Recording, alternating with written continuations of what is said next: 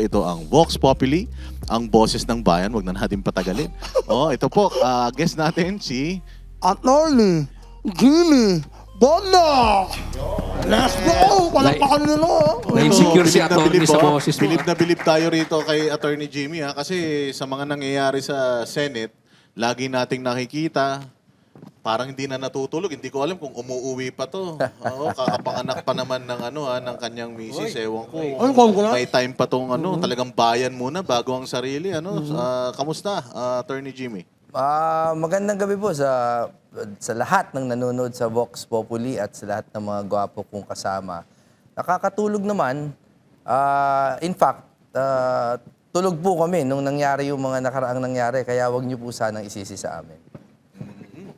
Ayun, syempre, Banat Bay. At ayun na nga, siya rin po ang legal counsel mismo ni Senator Ronald Bato de la Rosa. So marami tayong pag-uusapan patungkol po sa mga nangyari. Kasi tila na iba na ang kwento ngayon. Ang usapan supposedly ay yung pag-atake ng NBI sa Senado. Pero ngayon tila ang focus tumakas daw si Senator Bato de la Rosa. Unang tanong natin kaagad kay Atty. Jimmy, masasabi ba nating pugante si Senator Bato para sabihin tumakas siya? Hindi po pwedeng tumakas ang isang hindi akusado, at least in our jurisdiction.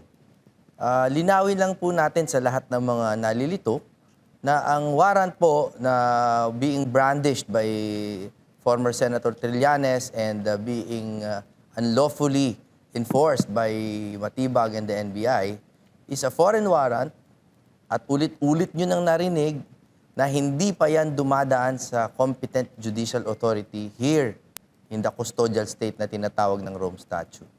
So, kung kayo po ay walang valid warrant against you, how can you escape? You can use it in yung normal sense of the word na escape, na tumakas siya. Pero ano ba yung tinakasan niya? Unlawful arrest ang tinakasan niya. Pero as regards a lawful arrest, wala siyang tinatakasan.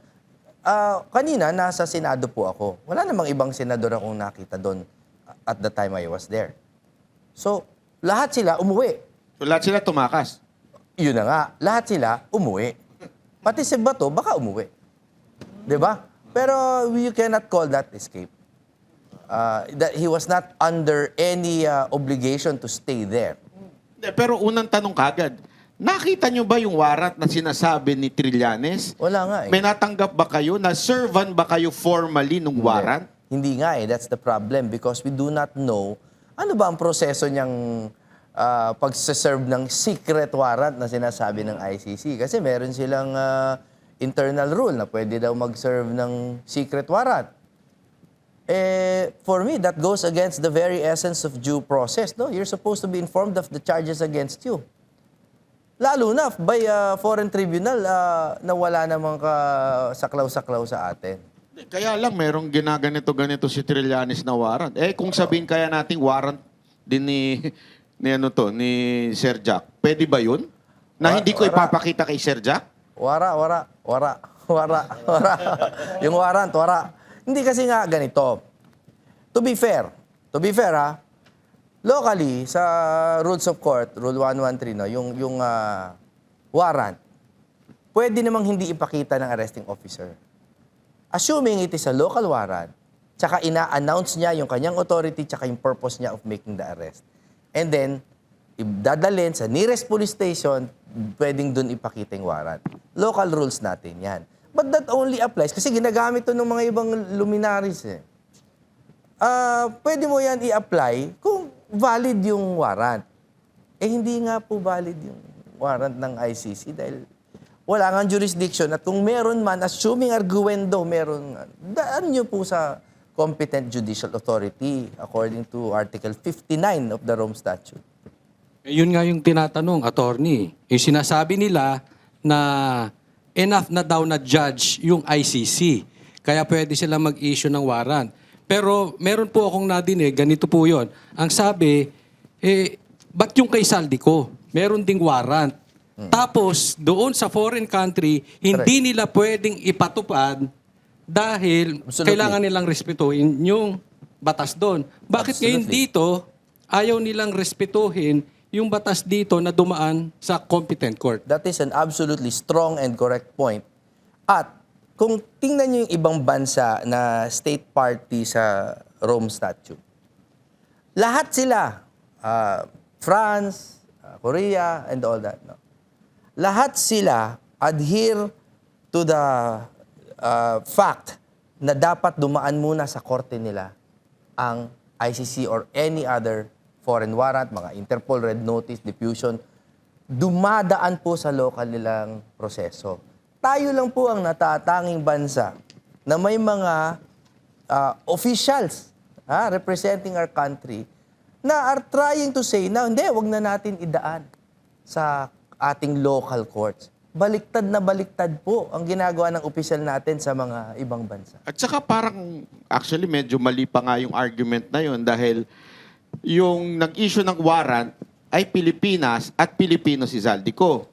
Correct. Eto, ICC ang nagbigay ng warrant, Correct. hindi naman bansang Pilipinas, pero ibibigay natin. Correct.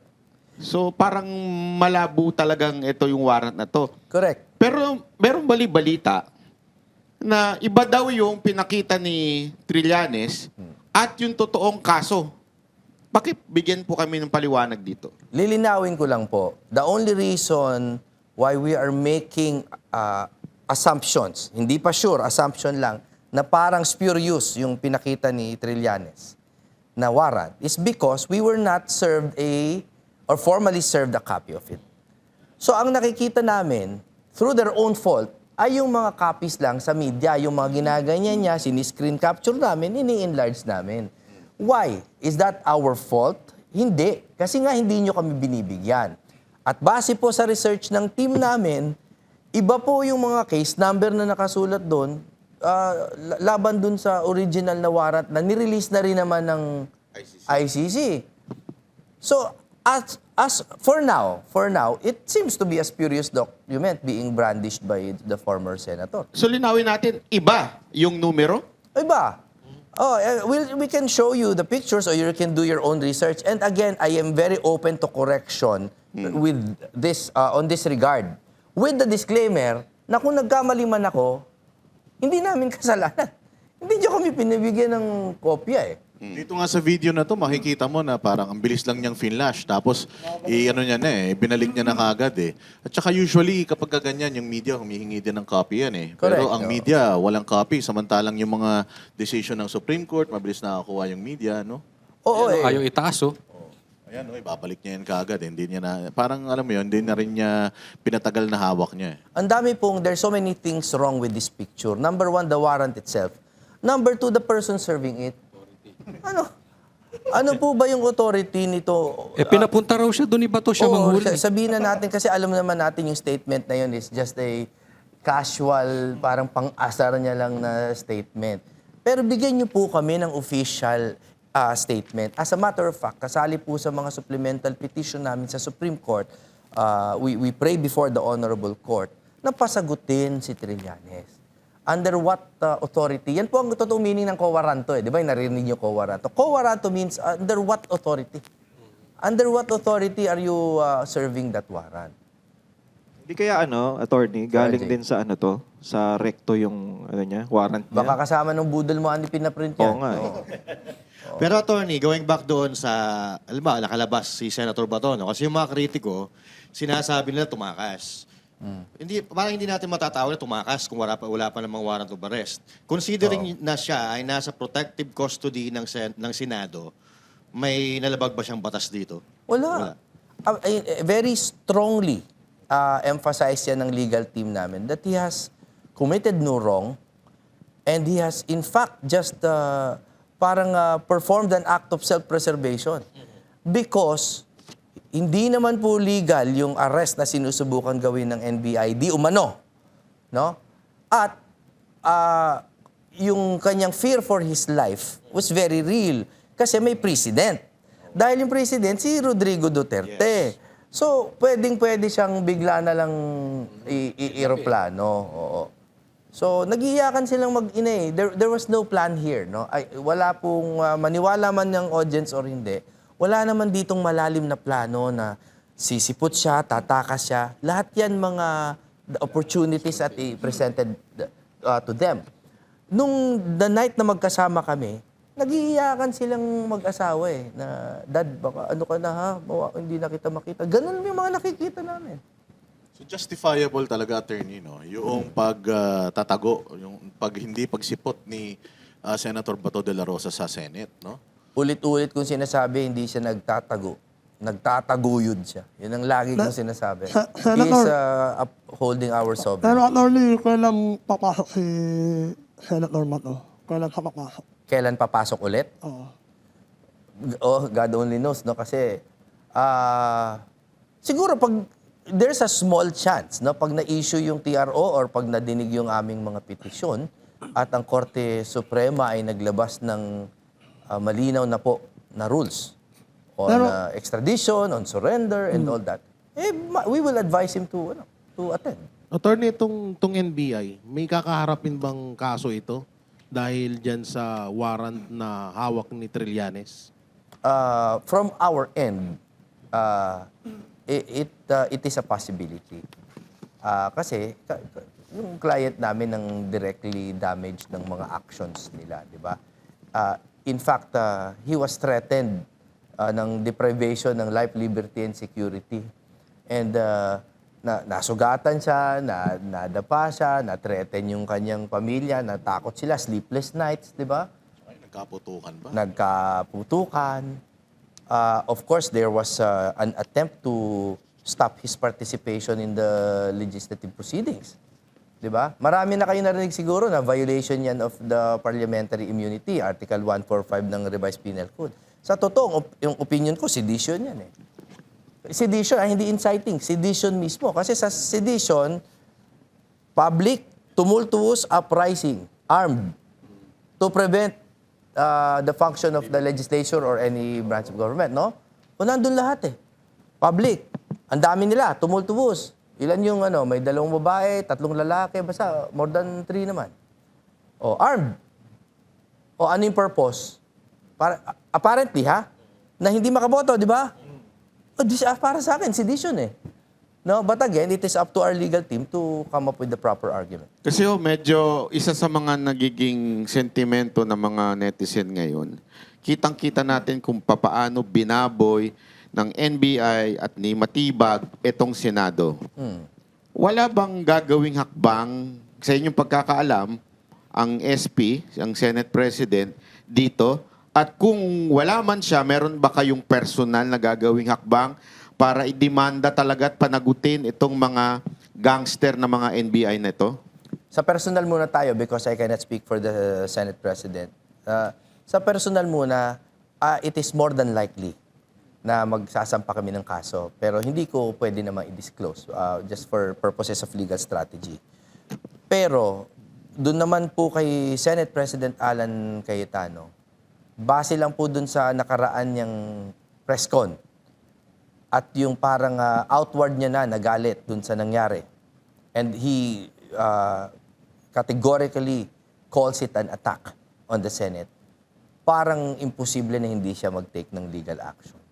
So I predict a legal action from the attorney, Alan Peter Cayetano. Kasi sedition, ang sabi nyo, isa sa mga Opinion ko yan. possible law na binrake dito. Oo. And that's non-bailable. Oo. Mataas yun. Kasi So, ibig bang sabihin nito, posibleng si Matibag ay humarap dito sa kaso na to? Or yung tauhan lang niya? hindi kasi pati si Trillanes, in my opinion, kasi conspiracy, di ba? The act of one is the act of all. Hindi naman kailangan ikaw yung kasama sa nag-aaresto. Kahit nandun ka sa isang kwarto na nakikiplano at may Xerox na ICC warrant, kasali ka pa rin kung yun yung common plan, common design, di ba? So, balak namin mag-file against all of them. Bahala na ang korte mag-decide based on the evidence that we will produce. Attorney, sabi kasi ni Attorney Matibag, rumesponde lang daw sila sa request ng GSIS. So now, Nagtatanggal ng kandado para mabuksan at ikandado ulit, no? Tama, ganun ba, di ba? ito bang makukonsider ba natin na premise na ng Senado? Kasi magdingding lang ang pagitan eh. Ako, the judge would probably look at the intent. No? The intent, hindi na yung mga spatial arrangement or whatever. They will look at the intent. Because hindi naman po simple trespassing ang ipapile mo dyan if ever eh. 'Di ba? What was the attempt? At the very least, it was an attempt at either an unlawful arrest or baka nga terrorism pa yan eh. Hindi mo alam kung ano yung intent kasi eh. Masyadong malabo, no?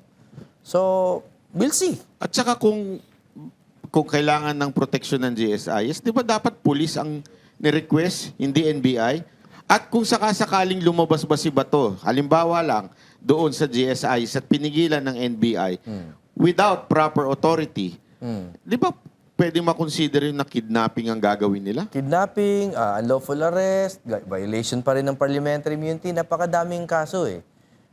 The point being na marami pong inconsistencies ang sinasabi ni Director Matibag.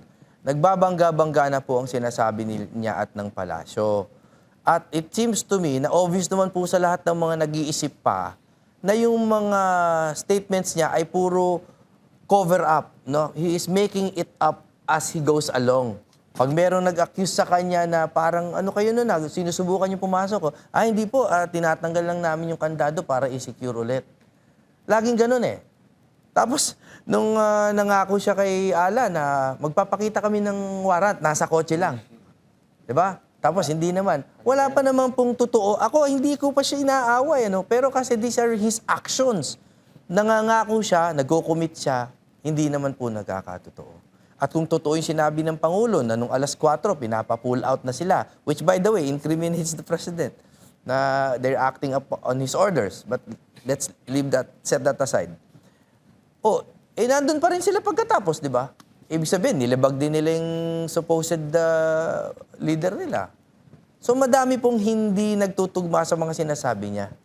So he cannot expect us to respect his next pronouncements. Actually, di talaga nagtutugma-tugma yung sinabi ni Pangulong Bongbong Marcos, ni NBI Matibag, tsaka ni Claire Castro. Now, ang bali-balita po, yung nahuli daw ay driver. Yung Oragon ba yun? Oragon? Oragon. In a Oragon. lawyer's perspective, pwede ba magdala ng baril ang isang driver ng NBI? Tsaka wag na natin pag-usapan kung driver siya. Volunteer daw eh. Again, another pronouncement by him. I don't even know where to begin, Master Judea, kasi binigyan mo ng baril yung volunteer na hindi daw niya Pinahawak lang daw, pinahawak. Hindi naman daw niya kontrolado yung hawak niyang baril. It is at least clear yung kanyang lack of a coherent story. No? So at least, at the very least, yung character niya pwede nating i-judge. At nagsalita na rin yung asawa ng driver na wala talagang baril yung asawa niya. Hindi daw talaga nagdadala ng baril yun. So, ibig sabihin, nung nagkataon na nangyari yun, may nagbigay talaga ng baril kung sakaling totoo yun. Tsaka bawal yun, walang lisensya siya. Bawal yun. Hindi ka pwede magawa, wala ka lisensya. Hindi, meron daw pinagbitbit. Yun ang dahilan nila eh. Inutusan lang magbitbit. Yung baril.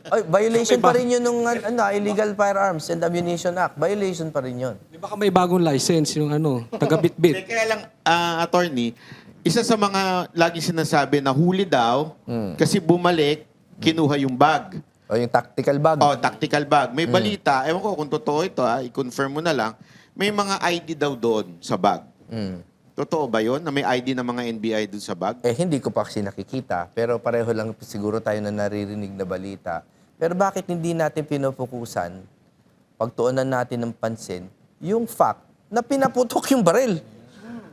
Huwag muna natin pag-usapan kung sino siya o kung ano man. Basta the point is he was acting apparently on the instructions of the NBI. He was with them. They do not deny his participation. They do not deny that he was accepting directions from them. So, in effect, siya at that time was acting under the control and supervision of the NBI. So, kung kanino man yung baril na yun, separate na kaso na yun. Ang nagpaputok ay isang tao na kontrolado nung NBI. Sagot nila yun. Pero sabi ng presidente, hindi daw ito gobyerno kung sino man daw yung nagpaputok dyan. Kung Senate side yan, government pa din yan. Kung NBI side, government pa din yan. So, sino yung tinutukoy niya na hindi gobyerno? Baka, ewan ko kung anong multo na po yung... Alam ko, Ghost NBI. Kasi uso Ghost ngayon, di ba? Ghost Flood Control. Ito, Ghost NBI. Ito po, ang lahat po ng nababalitaan natin, puro second-hand information. Let me give you first-hand. Kami po ay nakakulong dun sa kwarto ni Senator Bato kagabi. Hindi na namin alam ang gagawin, no? Nanggaling kami dun sa kwarto ni Alan Cayetano, sa second floor kasi yan. Nung dumating na si Secretary John Vic, nag-provide siya ng escort para makapunta kami sa kanya-kanyang kwarto. Kasi ang sisikip na dun sa mga kwarto, no? Nakapunta kami at tinulong kami, lockdown kami sa kwarto ni Bato.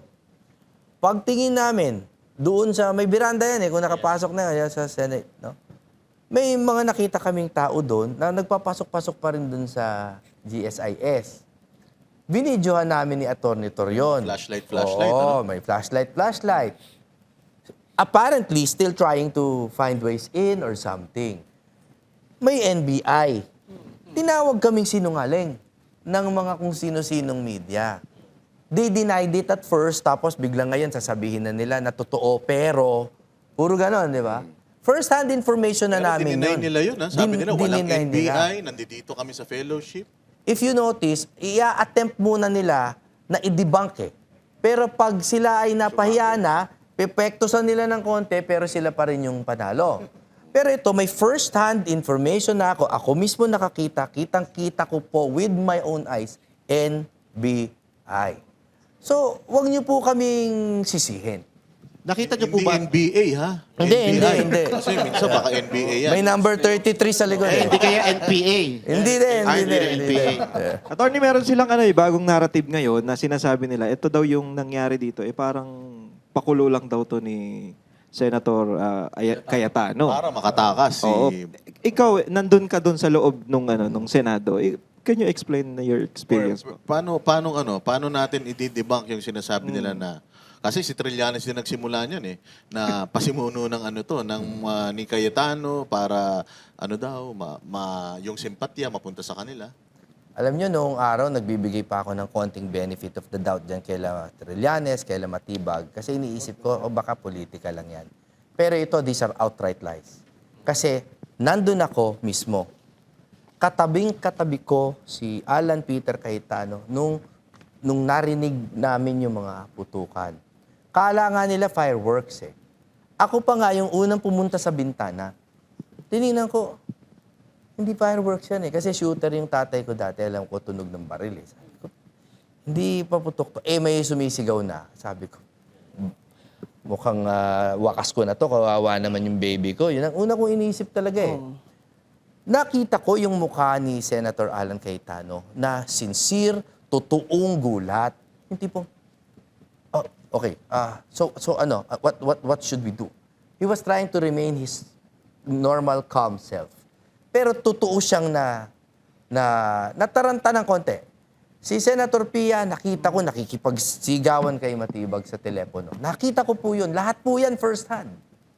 So, Narinig paano mo din kung... yung sinigawan siya? Narinig ko. Hindi ko dinig yung sigaw kasi siyempre telepono Pero nakikita ko yung reaction niya na sinabi niya, ikaw kaya ang bombahin. Gumanon siya Tapos ni-report niya pagbaba. Can you imagine kung ano itong sinabi ni Matibag sa akin? Something like that, no?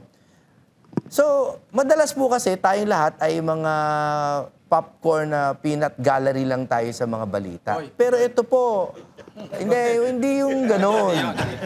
Iba yun. Ibang show yun, ha? Oo, hindi. In the original sense, no, na para tayong mga bystander. Pwede na, coach? Pero ito, hindi po kami bystander. Biktima kami nung Senate attack. So para nila isisi Victim shaming po yan. Victim blaming, victim shaming. Ano pa ba ang mga terms ng mga bata ngayon? Lagi Parang- nilang, Pero wala na lagi nilang Oo. ginagamit yung mga victim shaming. Di ba? Yan po, I can assure you mga kababayan, sa mga kaibigan ko po na kahit papano nag-iisip pa, at least on this account, hindi po totoo yung sinasabi nila. Hindi po yan stage ni Bato, hindi yan stage ni Alan. I was there, I can tell you with a straight and honest face, hindi po nila kagagawa niyan. Wala namang tumili na senador. Meron siguro. Yung mga babae. Yung mga babae. Kasi tumili Lima. yung isang reporter doon, tumitili talaga nung nagkaputo. Gumagano na. Andun pa ba Sumisigaw sila, Aray Axel? ko, aray ko. May gumaganon pa. Hindi, tinatanong. Alam nyo, again, we are not casting aspersions. These have been publicly declared by the Senate President. No? Na napag-alaman naman namin talaga na may 4 na senador. At that time, 4 pa yung bilang niya eh. Na napagsabihan talaga na get out of there. These are official reports to them, no? Or I don't know if official, pero real reports to them. So, paano ka namang hindi mag-iisip ng kahit papano na konting suspicion ba? Can you name that 4 senators? Hindi, lumabas naman na sa media eh. At least yung mga umuwi. 4 dun sa mga umuwi. Ah, At saka nakakagulat nga doon, Banat Bay, Tito Soto, magdadrive ng sasakyan niya, palabas. Ninikon sa likod. Ay, even if, pero magano yan, may driver yan. Oh, sabi nga nila sabi lang nila na baka wala pa yung driver niya, dinrive niya na palabas yung Hindi, yung sasakyan. driver niya, hiniram ng NBI. Pwede. Hindi, joke lang. Nag-volunteer, baka nag-volunteer yan, baka nag-volunteer. Hindi, biro lang po, biro lang. So, Tanim- attorney, tanim road halos, rage, halos 10 to yung umuwi na mga senador. So, etong sa 10 to, 4 dito. Daw, again, ang sinasabi ko po, we have to be very clear here. Lahat ito ay unverified. At puro reports. minority. Puro minority. Pero again, unverified pero reports yan. sabi rin ata ni Senator Cayetano, pati si Senator Loren, sinabihan pero nanatili. Di ba? Sinuotan pa nga daw ng pinapasuot pa daw ng Bulletproof, bulletproof vest si si Aimee. In fact, ang balita ko, may mga iba sa kanila na hindi naniwala.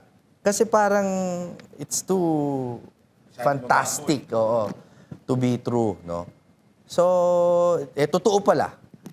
Pero si Senator Alan, I can assure you with my first-hand na experience sa kanya, gulat na gulat siya.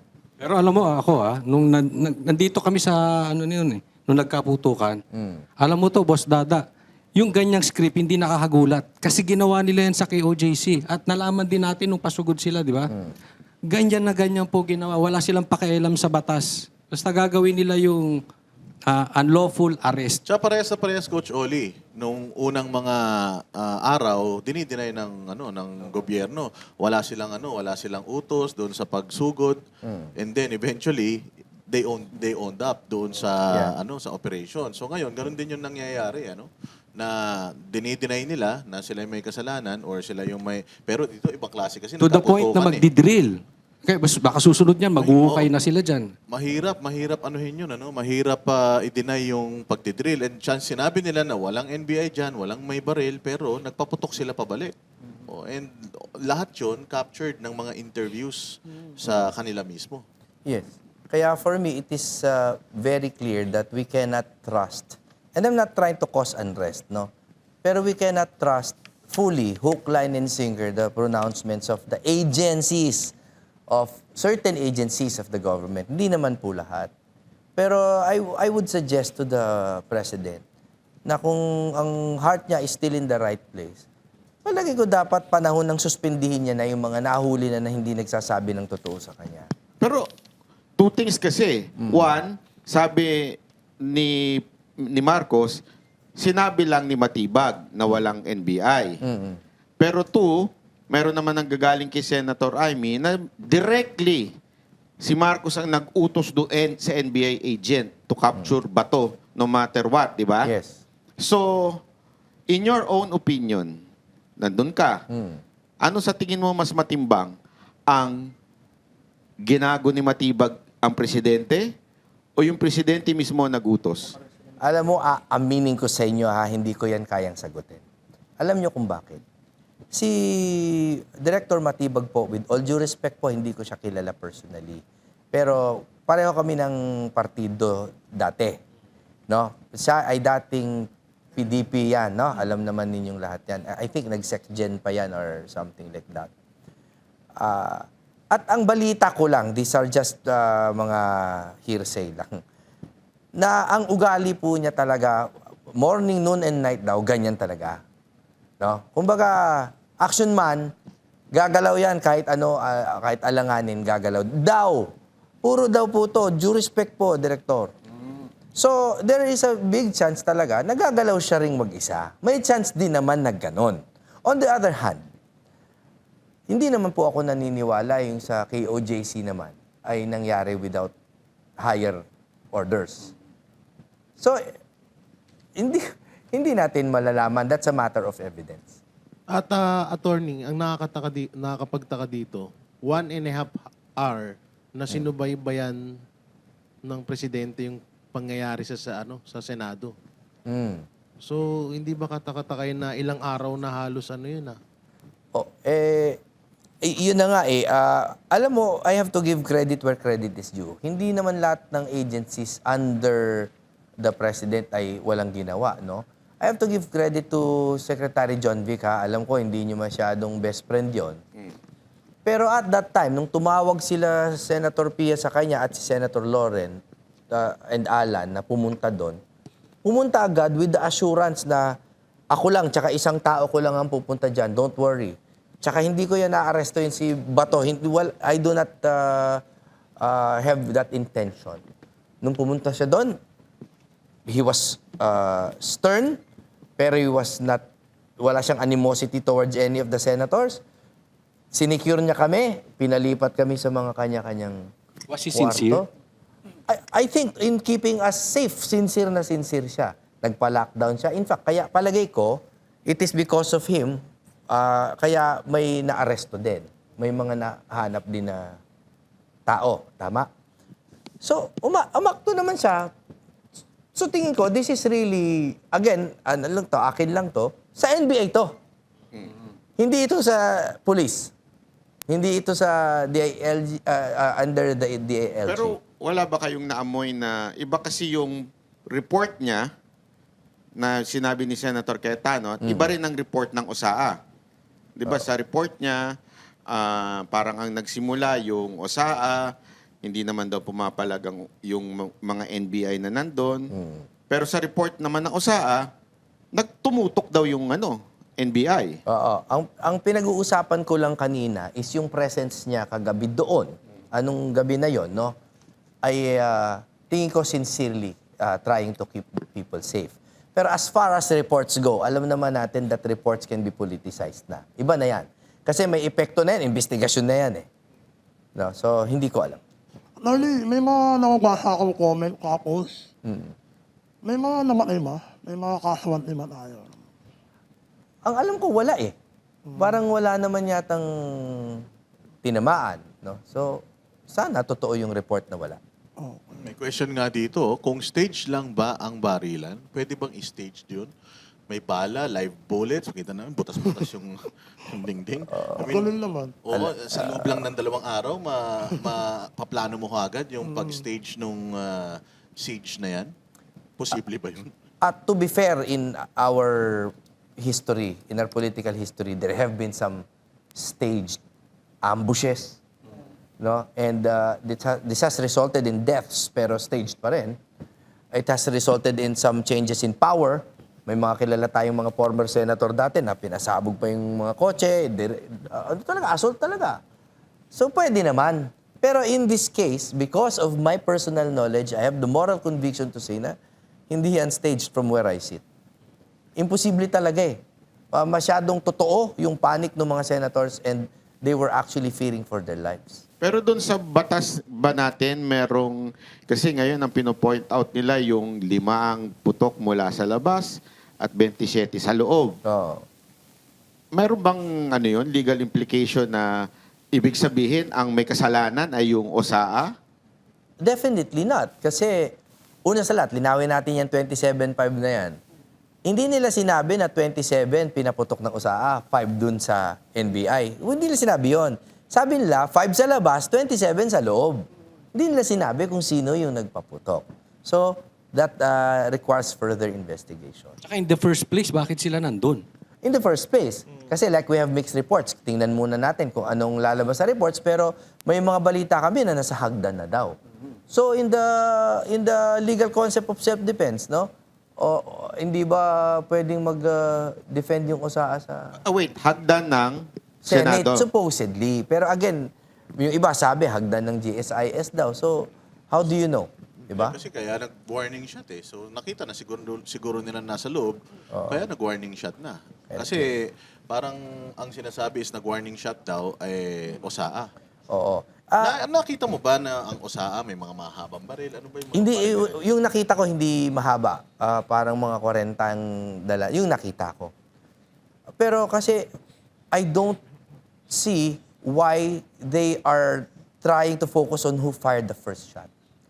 Hindi ba dapat ang pinofocus nila ay yung intent ng mga pumapasok? Kasi it doesn't matter kung sino unang magpaputok. Halimbawa, coach, may pumapasok sa bahay mo, nakatawid na, nag-warning na, pumasok na sa bahay mo. Parilin mo na at least to disable. Iba naman yun kung treacherously, nakatalikod, binaril mo sa likod, walang kalaban-laban. Kahit nasa loob ng bahay mo yan, medyo gray yan, no? Pero nag-warning ka na, continuing yung threat. Pumasok, continuing. Tsaka Nagpaputok nag-warning sila, din. tapos pumutok sila. Oh. So, Ito nga, wala nga casualty, ni walang nasugatan. Si Kaya Bato lang nga nasugatan, hin- di ba? bakit hindi daw equal? Oh. 5 doon, dapat 5 lang din daw ang putok ng Oh, taga-USAA. Kailangan ba ganun? ilan ba Hindi, yung warning shot na narinig ninyo? Or at least man lang hindi mo i-report sa inyo? hindi mo malalaman kasi kung ano yung totoong warning shot at kung ano yung iba eh. Kasi nga 27 sa loob, 5 sa labas. That's all the report says. Walang sinabi kung sino yun. In fact, we had just recently learned na yung Oragon pala ay nagpaputok. O, dun muna tayo. Siya pala yung gunman. O, dun muna.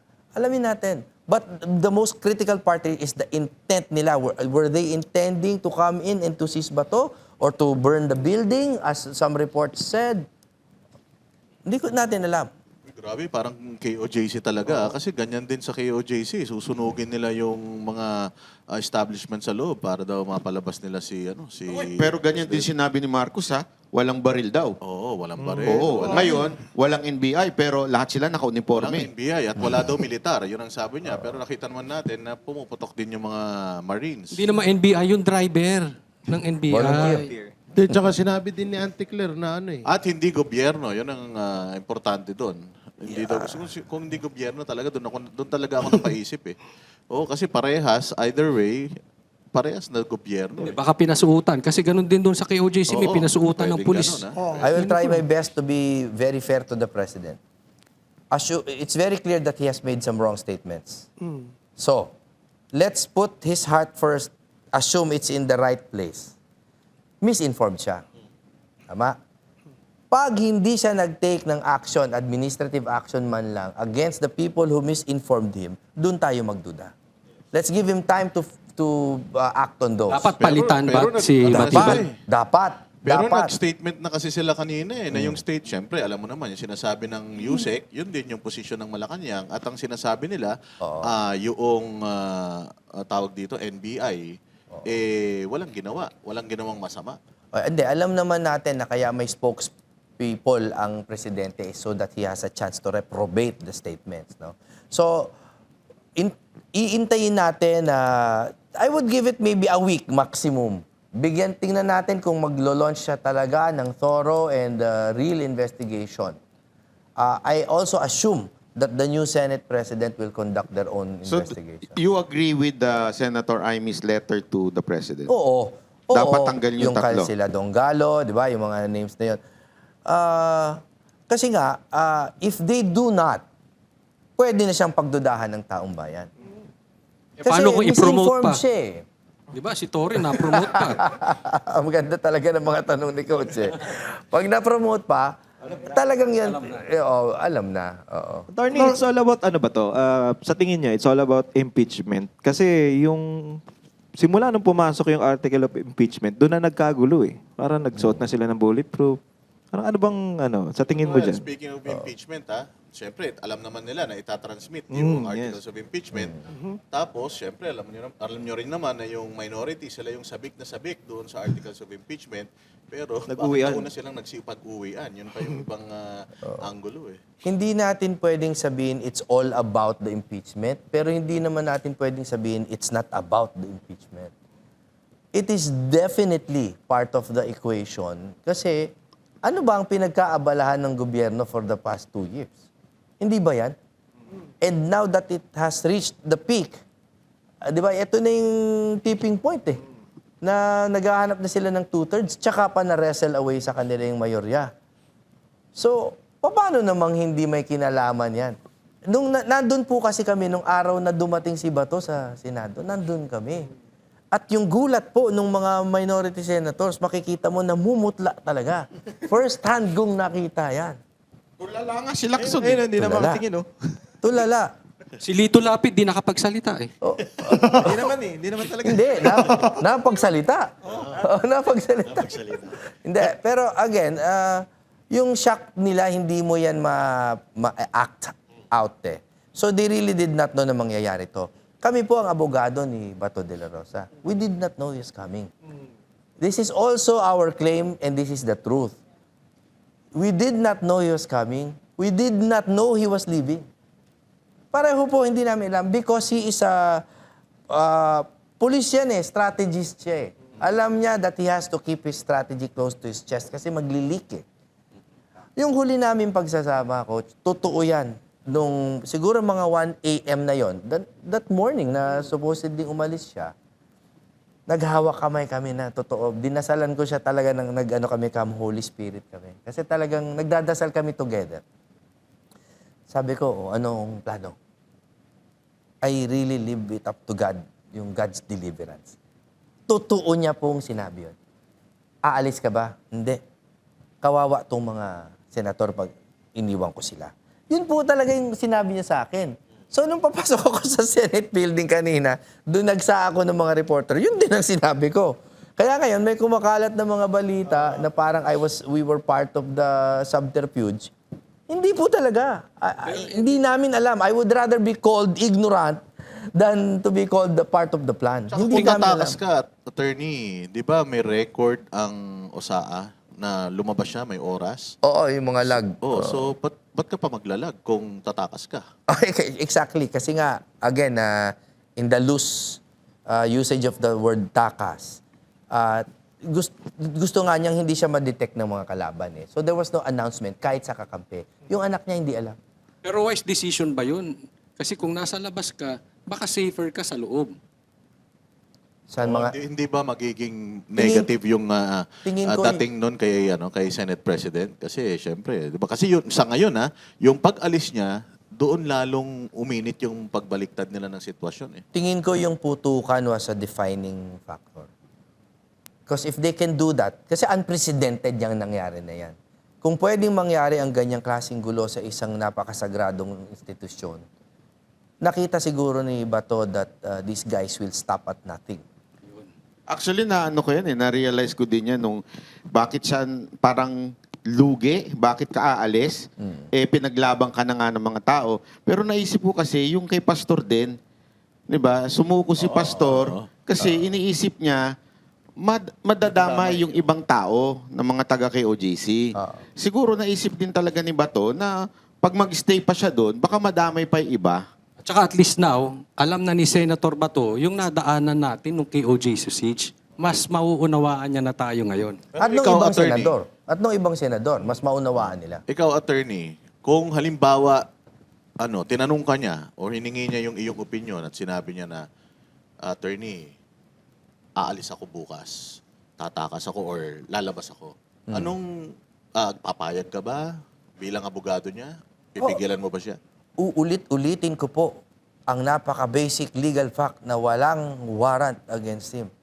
So, it's just like saying, uuwi na ako. O, di umuwi ka.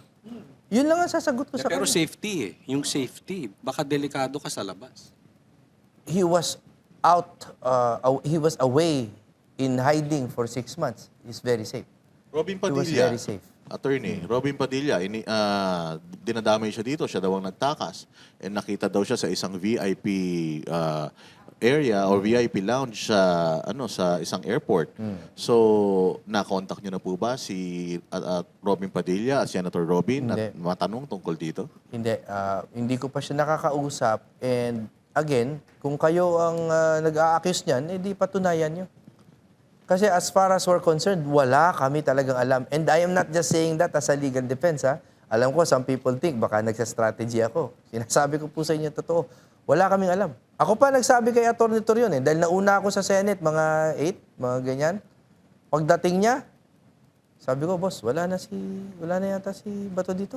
Nahanap ko. Ba't din ninyo itanong doon sa kaibigan mo doon sa kabilang istasyon? Siya may alam lahat eh. Alam niya na meron doon sa lounge, ba't hindi niya ilabas yung picture? Alam nyo, next question na lang. Eto, next question. Kasi naratibo din nila ito eh. Bakit si Trillanes? Bakit si Senator De Lima? Senador din yun.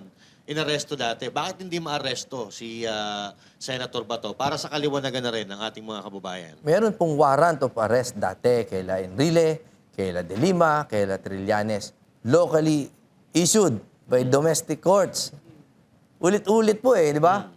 Pero yung kay Bato po, walang warrant. At best, they had the subpoena. Pero And that's all they had, the subpoena for a local case, which they recalled. So wala na. That case was still active, pero wala na siyang obligasyon sumagot kasi wala na yung subpoena. May power daw kasi yung ICC. Sabi ni kanina, yung taga-kabila din, yung kaibigan mo, na kung saan daw nag-aral itong si Senator Alan Cayetano ng abogado dahil hindi niya alam yung grounds ni Senator Bato at yung power ng ICC warrant of arrest. Kahit ano pong legal gymnastics ang gawin nila, wala pong warrant. Hindi pa po natatransform into a local warrant. Kahit ano po gawin nila. Puntahan natin yung spirit of the law. Okay? Ang spirit po of the law is nagkaroon ng ICC to try crimes na yung genocide, crimes against humanity, di ba, and other crimes against humanity, against international humanitarian law. No? With the purpose being na pag hindi gumagana ang isang judiciary sa isang bansa, tsaka lang pupunta doon. No? With the consent of the states. Yun po ang spirit ng law na yan. So, nililito lang nila eh. Nililito nila, pinagugulo na ng pinagugulo. They keep invoking Section 17 of RA 9851. Mali din po yung pag-invoke nila dyan.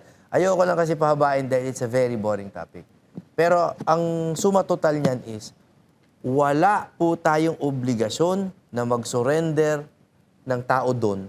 At wala rin karapatan ang gobyerno na isurrender si Bato na hindi dumadaan sa judiciary. Ang gustong gawin ng executive ay i-bypass ang judiciary. Ganyan po kasimple ang nangyayari. Yung executive gusto mag-surrender bypassing the judiciary.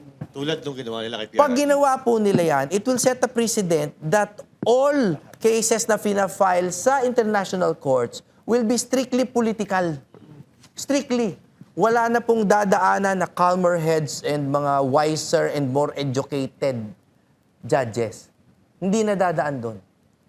Short circuit po ang sistema ng buong bansa natin. At pagdating po ng panahon nyo, pag kayo naman po ang nandyan sa kabila at may gusto nang magpadala sa inyo sa ICC, hindi rin ako papayag. Because as an officer of the court, mali yan. May chances pa ba na ma-abolish itong batas na ito? Or ano na lang? I think it should be amended. And now that sila Alan are there, I think they will probably reconsider that. Pero hindi naman siya kasi i-amend to change its spirit. It will be amended just to clarify it. I-clarify lang na ito yung steps na dadaanan. Nadadaan yan sa Philippine Center on Transnational Crimes, dadaan yan sa korte, may 20 days dito. Linawin na nila. Pero hindi ba mas okay na yung Supreme Court mismo ang magkaroon na ng desisyon dyan na matapos na yan kasi magsusunod-sunod yan eh. We pray for that. The most ideal situation is mag-release ang Supreme Court ng kanilang desisyon, step 1. Step 2, yung legislative branch ay baguhin yung batas according to the decision. Audit. Tapos. May kapangyarihan ba si Marcos na ipa-stop tong warrant of arrest kay Senator Bato? Napakalawak po ng kapangyarihan ng Pangulo ng Pilipinas as Rodrigo Duterte demonstrated. Kahit ano sabihin ng presidente na susunod. Yes. Pwede niyang i-atras yan, tapos. Affidavit of desistance, tapos. Tanggal ng witness, tapos. By order of the president, tapos. Kaya nga Eh, niya yung mag-pardon mo, di ba? Kaya nga kanya niya mag-pardon eh. Eh yung attorney, yung mga nanggulo sa Senado, kayang-kaya niya bang ipatukoy kung sino yung mga yon? Ipatukoy? Oo din. Oo din. Yung, kasi ang lakas ng kanyang mga investigative arm. Napakalakas din. Pero yung ipakulong, siyempre, that's another matter. Dapat dumaan pa rin sa korte. Attorney, ako, concern lang ako kay Senator Bato eh. Di ba, wala na sa Close Senate. close kayo, ha? Sobrang close sige, kami. sige. Alam mo yung pagmamahal ko sa kanya, di ba? Alam ko mag-away na ako sa mga siraulo sa Facebook, di ba? Pero anyway, wala na si Senator Bato sa Senate. Ang kinakabahan ako, paano pag pumasok siya? Mahihirapan siyang pumasok. Maraming nakabantay sa labas.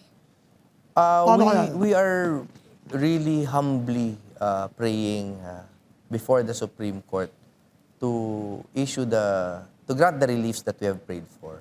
Kasi pag lumabas po talaga yun, it changes everything. It changes everything. Baka makapasok na siya, it will calm down the police, at kahit pa paano, magkakaroon ng active resistance.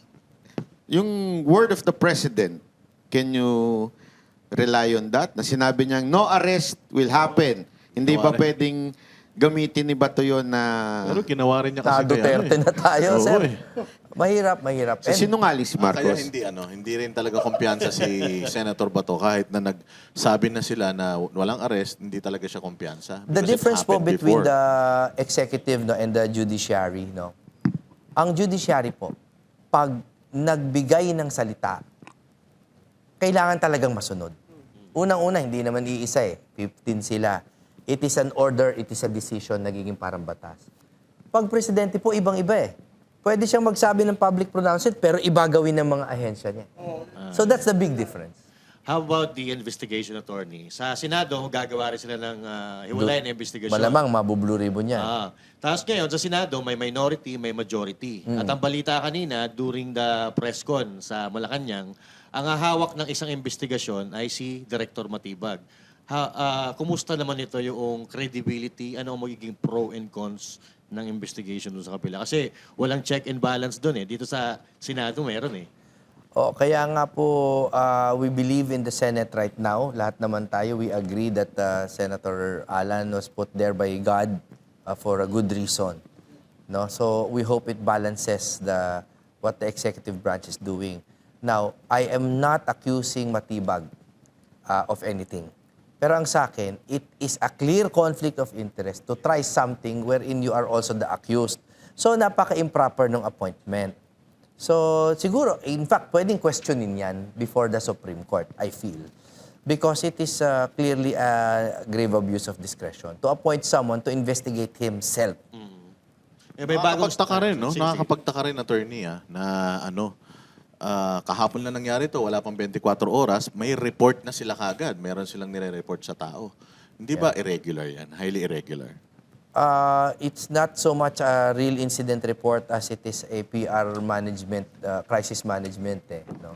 So, I would rather wait for the official reports ng PNP. Yes. Di ba? And then, meron pang CIDG. And yes, report na rin ng NBI, sure. Sure. At paghambingin natin at tingnan natin kung ano yung mga facts. Kasi may lalabas dyan na totoo. Kasi meron ako nakita bago tayo magsimula statement ni Senator Alan Cayetano na sa 11 na sinabi ni Matibag daw, sa 11 sa 10 sinabi, 11 ang mali. kaya medyo nag-aalala ako sa investigasyon na yun Parang pangako ni Marcos, no? Sa 10 pangako niya, 20 mali. Mas malaki. Parang ganun. That's why I'm focusing on the Senate. Yun po ang meron tayo ngayon So doon tayo mag-base. Pero doon tayo. since we are focusing on Senate, pumasok yung impeachment. Ano mauuna? Sa tingin mo? Actually, para sa akin, dapat mauna talaga mag-appoint na sila ng mga liderato sa mga komite. Komite. Kasi hindi pa They were declared vacant, di ba? Tapos hindi pa naman nila naaasikaso. So right now, as suggested by Senator Lacson nung isang araw, to declare them in holdover capacity, ibig sabihin yung mga dating chairman pa rin ang chairman until replaced according to, I think, Section 19 of the Rules of Senate. Something like that yung narinig ko. So dapat madaliin po ni SP yun. Kasi hindi aandar ang mga komite because they cannot keep acting as a plenary.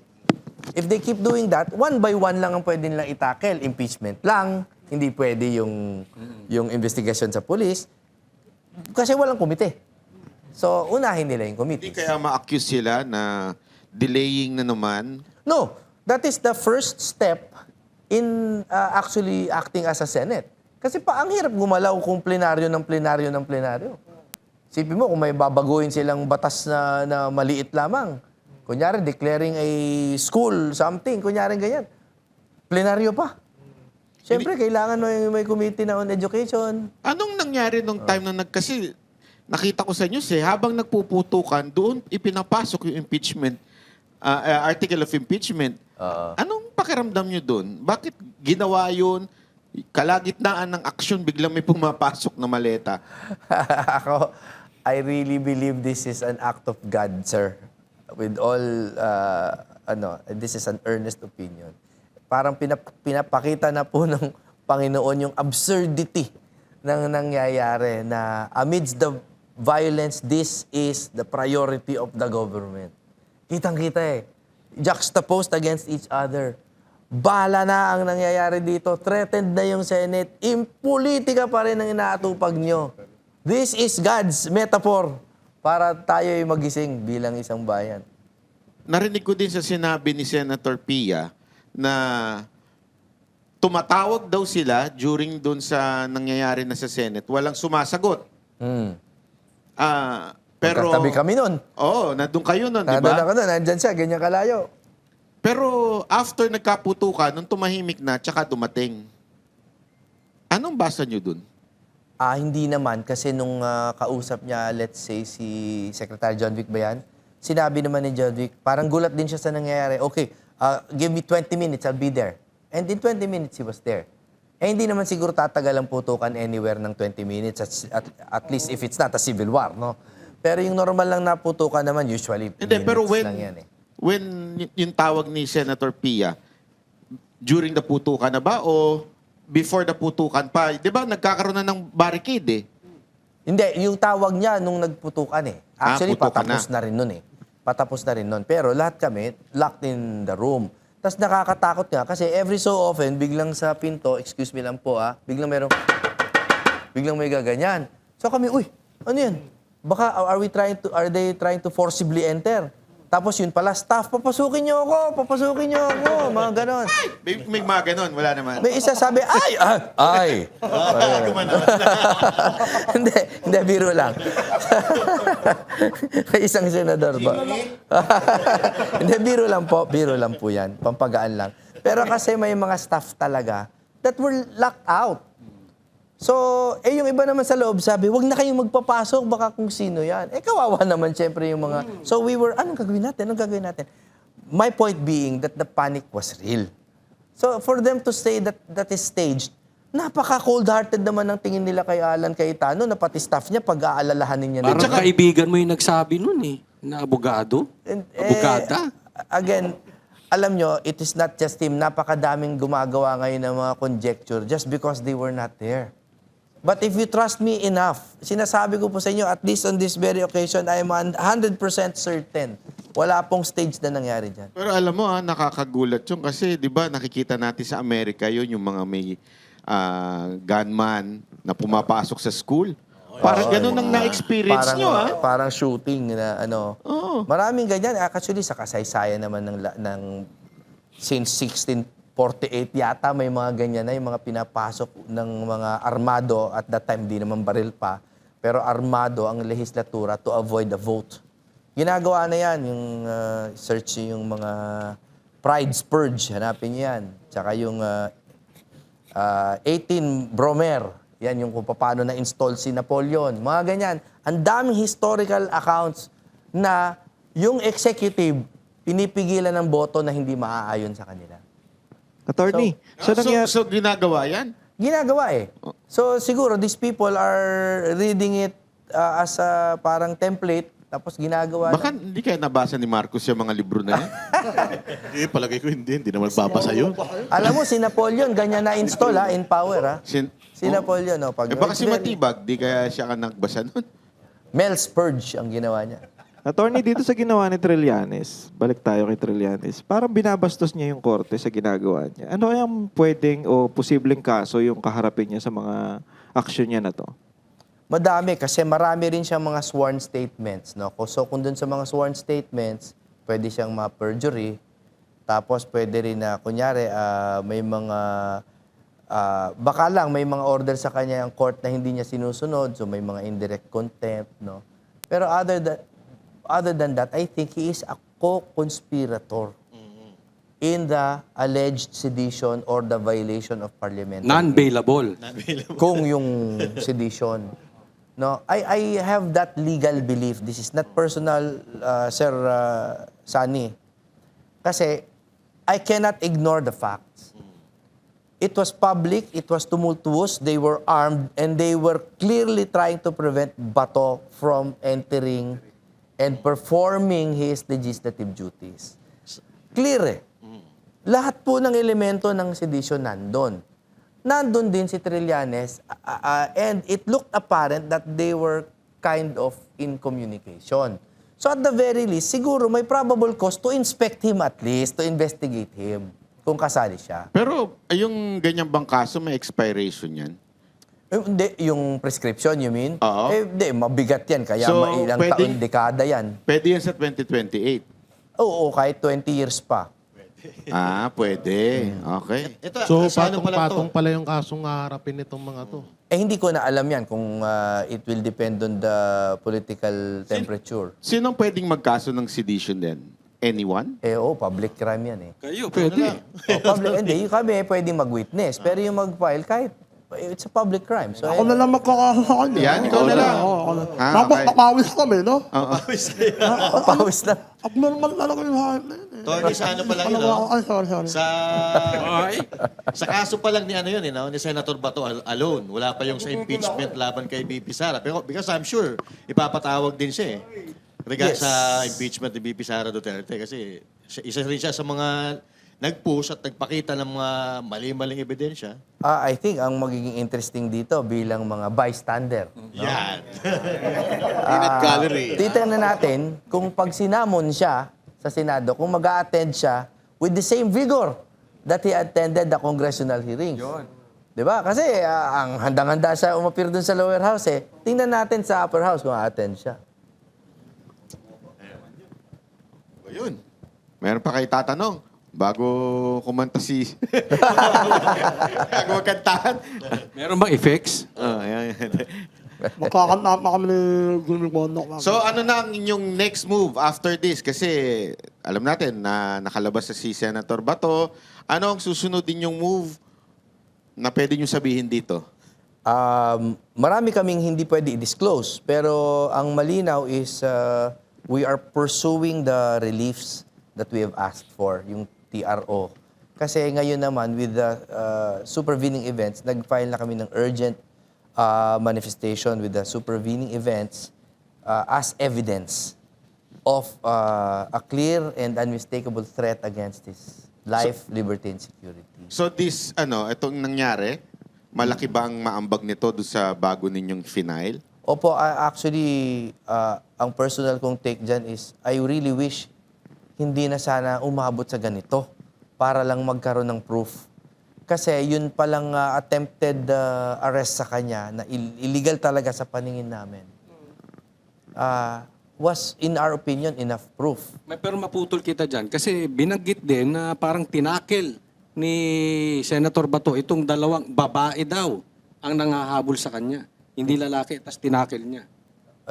Hindi naman yun ang nakita ko sa video, una. Pangalawa, why does gender matter? The point is, he was trying to evade an unlawful arrest by someone who under color of authority pa. No? So parang gumagamit sila ng authority. So magiging arbitrary detention yun. They attempted. Di ba? So, karapatan po ni Bato yun na iwasan yun dahil wala namang warrant na pinakita sa kanya at lahat ng public pronouncements, ang ini-invoke lang yung ICC warrant. Na clear sa legal mind ni Bato was not a valid warrant. So, he was really just defending himself. So klaro 'yun kapag meron ng warrant galing sa local courts mag-a-adhere siya or ipipresenta niya yung sarili niya. Oh, definitely. Definitely. Although, again, hindi rin yan yung immediately na on the day itself pag natanggap. Kasi meron din naman kaming legal remedies pa. Motion to quash halimbawa. Or pwede kaming padala pa ng... Wala pa bang ibang ebidensya dyan? Parang ganyan yung in layman's terms. Patingin naman po nung ano ba yung charges talaga against our client. Ito, anong masasabi mo, attorney? May abogado kasing nagsabi, hindi sana siya hinabol kung hindi siya tumakbo. Abogado nagsabi niya na. Hanep pa. Kasi po, ganito yung totoong kwento. Siguro na kwento na rin sa inyo. Pero sumakay talaga siya dun sa van ni Alan, ni Senate President. Tapos, he stayed in the van at nakita niya, nung bababa na siya, may 3 nakaitim. 3 pa yung una niyang bilang, hindi ko na alam yung final count. Akala niya mga driver lang doon sa compound. So bumaba siya ng matiwasay. Wala naman siyang parang intensyon na makipagtakbuhan or yung... Kasi kung alam niyang NBI yun, di sana tumakbo na siya diretso pa loob. Bumaba siya, babatiin niya pa nga sana, parang ganun. Biglang nagkagulutan daw sila. Sir, NBI po, nag-announce ng authority. That's the first thing you do pag enforce ka ng warrant. Eh di syempre nag-resist siya dahil alam nga niya that the warrant they have been invoking for the past few months was an ICC warrant. O di, he was not evading arrest. He was evading illegal arrest. Yun ang stand namin. Totoo ba yung info na kung nahuli si Senator Bato, may naka-ready na aeroplano? Well, we tried to confirm that. Wala kami makuha confirmation. May mga eyewitness accounts. Pero again, kung hindi naman sila mag-affidavit, then we cannot use that as evidence. May mga eyewitness accounts din. Someone very close to me, may nakitang helicopter sa Senate the day we were there. But again, walang logbook. We tried. Naghanap din kami ng eyewitness account na willing i-affidavit. Ayaw din naman. So, puro hearsay ang meron kami. Para clear lang po sa taong bayan. Okay, so... Magandang nangyari kasi yung pangarap nilang makuha si Bato, hindi nangyari. Hindi, kasi kabado ka dyan eh. Nakabahan ako. Kasi may post siya eh. Alam mo ba, Ano yung post mo? nakapost na ako last year pa. Sabi ko, pakapunan ko na pag nahuli yun. Nabalita ko. Sabi ko, pag nagkalayo sa ICC yan, pakapunan ko na nakalayo. Live. Safe ka ba? Ayan, takot na takot siya. Kaya gusto niyang magtago na lang daw muna.